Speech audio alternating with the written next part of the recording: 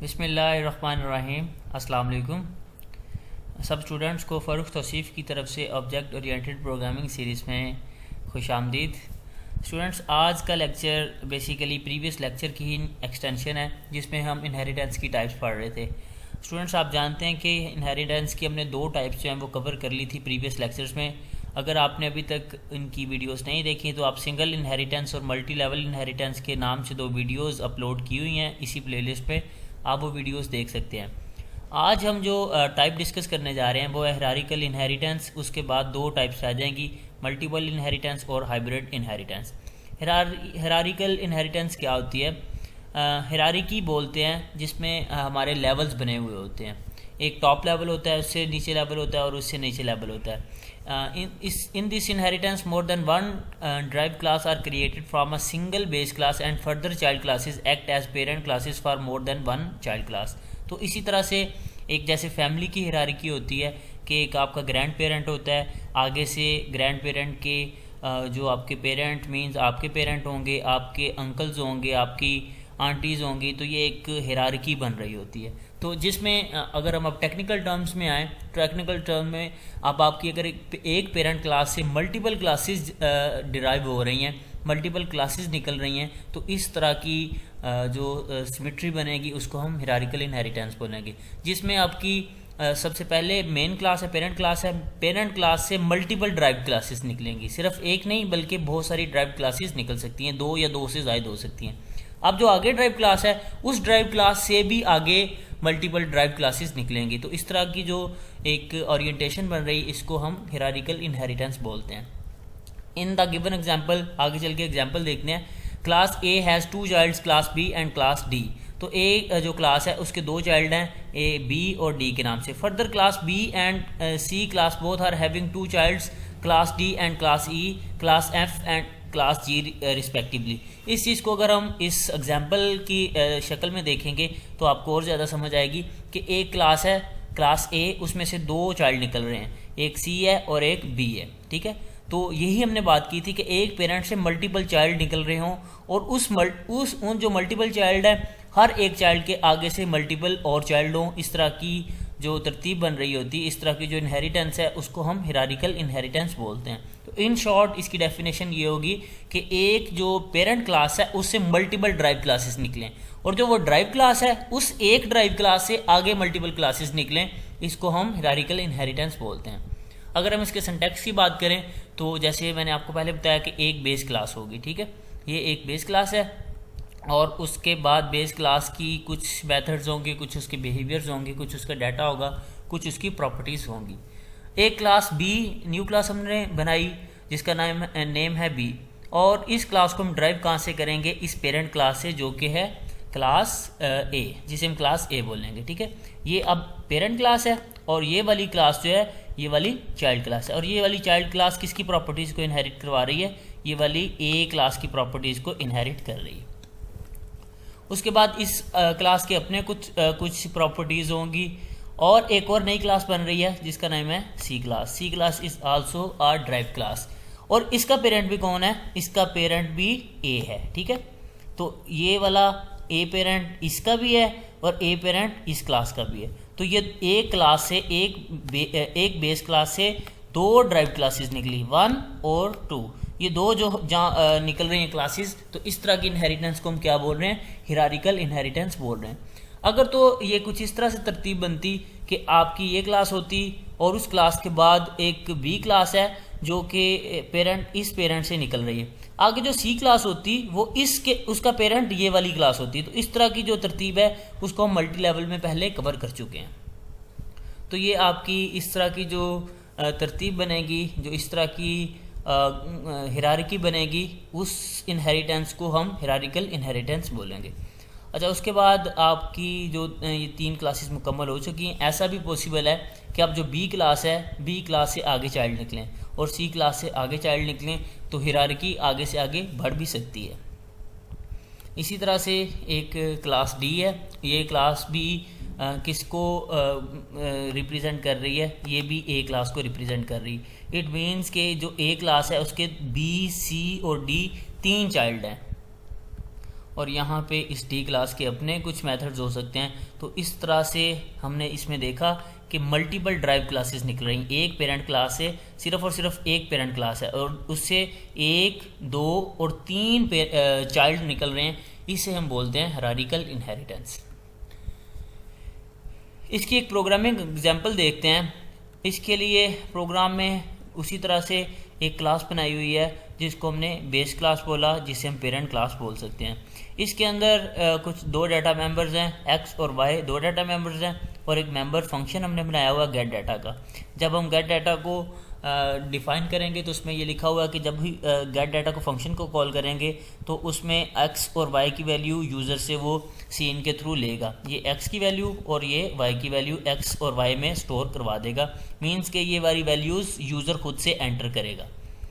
यहाँ पे आपकी जो बेस क्लास थी वो कंप्लीट हो गई। बेस क्लास में क्या, इसमें 2 डाटा मेंबर्स हैं एक्स और वाई के नाम से और एक फंक्शन बनाया हुआ है जो कि एक्स और वाई की वैल्यू यूज़र से लेगा। उसके बाद हमने एक और क्लास बनाई जिसका नेम है क्लास बी और ये क्लास बी पब्लिकली यूज़ कर रही है किसे, क्लास ए को। It means B is drive class from base class. B उसका चाइल्ड है और ए उसका पेरेंट है। उसके बाद इसमें जस्ट एक डाटा मेंबर कोई भी मौजूद नहीं है।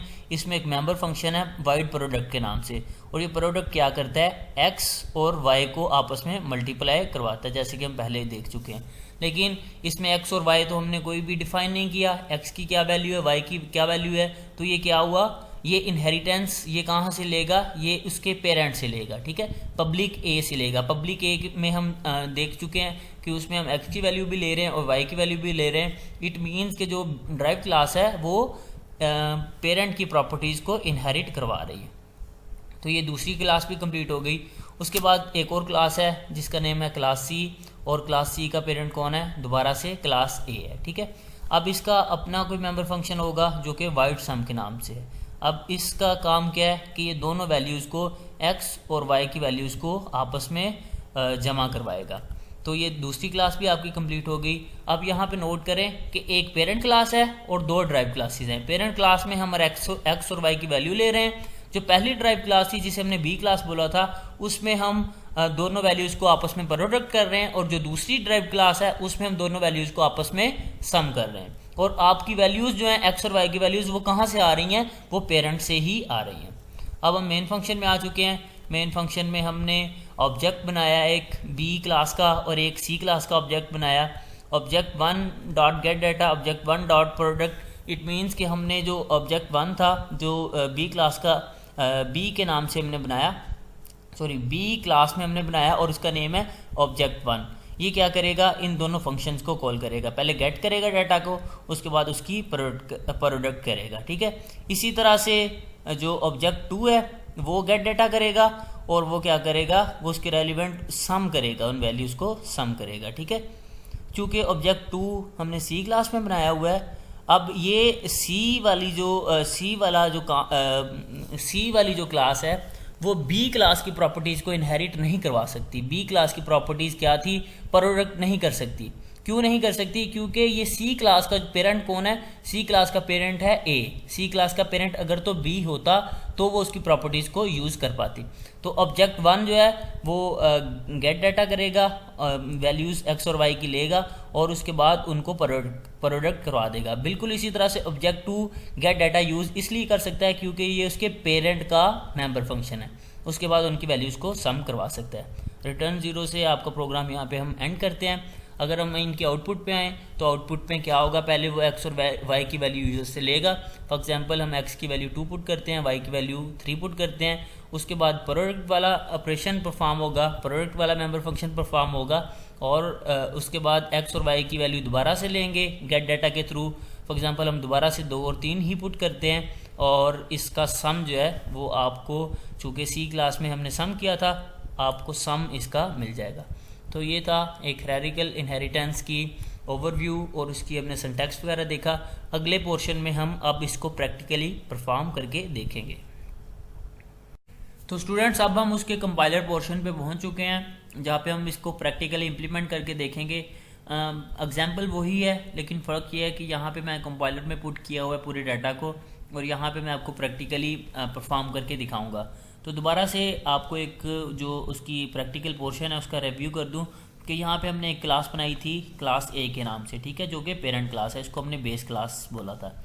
उसके बाद इस क्लास में हमने दो मेंबर्स रखे हैं, दो डाटा मेंबर्स रखे हैं एक्स और वाई के नाम से, और इनकी जो वो एक्सेस स्पेसिफायर है वो हमने पब्लिक रखा हुआ है। हम इसे प्रोटेक्टेड भी कर सकते हैं। प्रोटेक्टेड क्योंकि ये हम ड्राइव क्लासेस में इनको यूज़ करेंगे, इसलिए यहाँ पे अगर हम प्रोटेक्टेड भी कर लेंगे तो उसकी वजह से कोई भी इशू नहीं आएगा।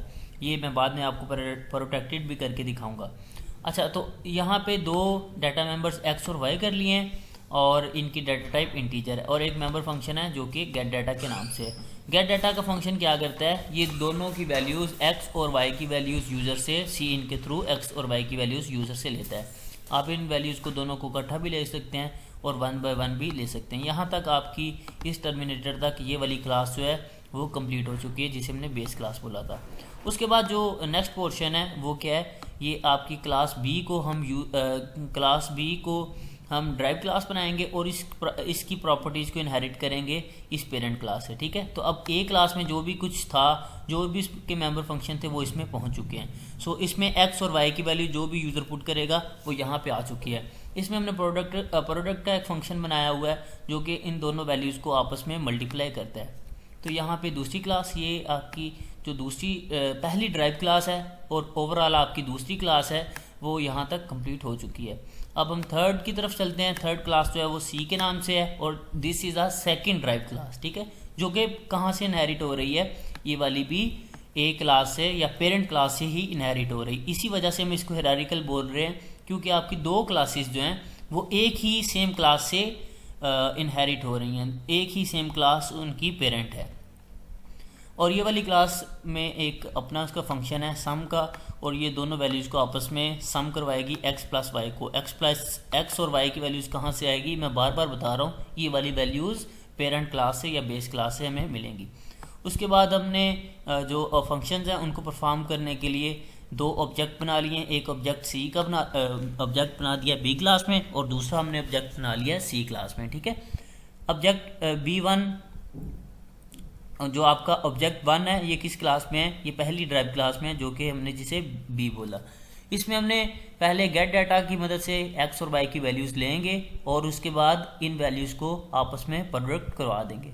उसके बाद ऑब्जेक्ट 2 है, वो आपका सी क्लास में है। सी क्लास का मेंबर फंक्शन जो था, जो उसका काम था वो सम करना था, ठीक है। और गेट डाटा चूँकि इसकी पेरेंट क्लास में गेट डाटा का फंक्शन है, इसको हम यहाँ पे यूज़ कर सकते हैं। गेट डाटा के थ्रू ए और बी की वैल्यूज़ लेंगे और सम के थ्रू इनकी वैल्यूज़ को हम सम करवा देंगे।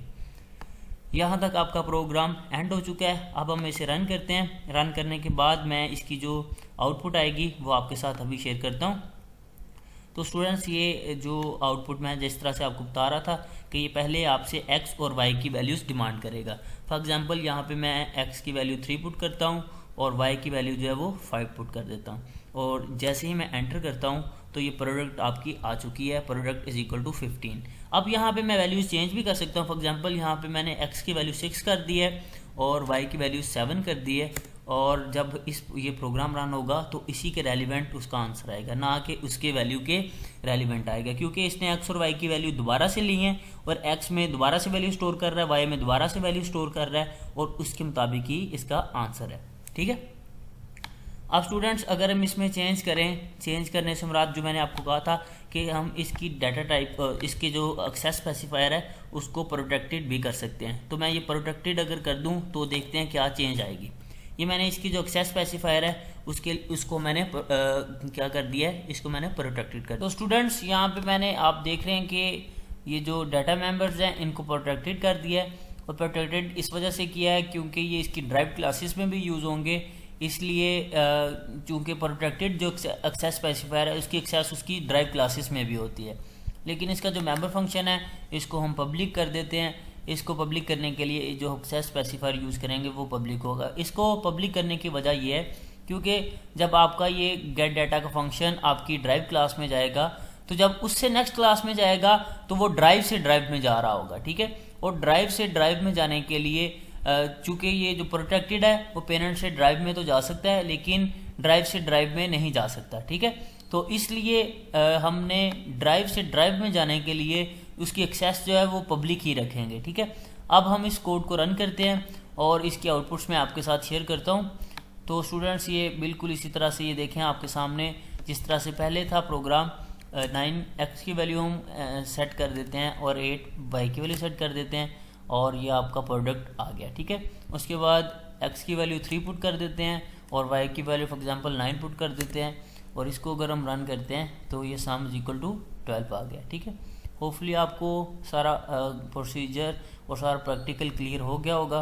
अगर कोई इशू हो तो आप मेरे से पूछ सकते हैं। तो स्टूडेंट्स नेक्स्ट लेक्चर तक के लिए इजाज़त दीजिए। अल्लाह ताला आप सबका हामी नासिर। अल्लाह हाफिज़।